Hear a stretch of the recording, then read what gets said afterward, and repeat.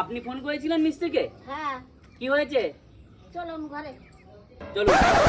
এই বটটা ঠিক করে দেন, এই সুইচগুলো কোনো কাজ করছে না। ও দেখি, আসুন দেখি, দেখছি, এসো আসুন।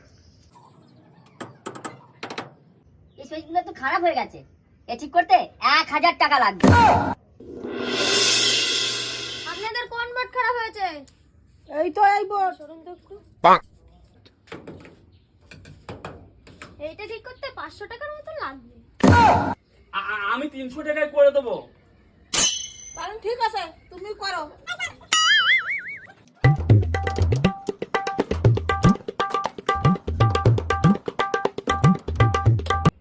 নিন, এই যে ঠিক হয়ে গেছে, ঠিক হয়ে গেছে।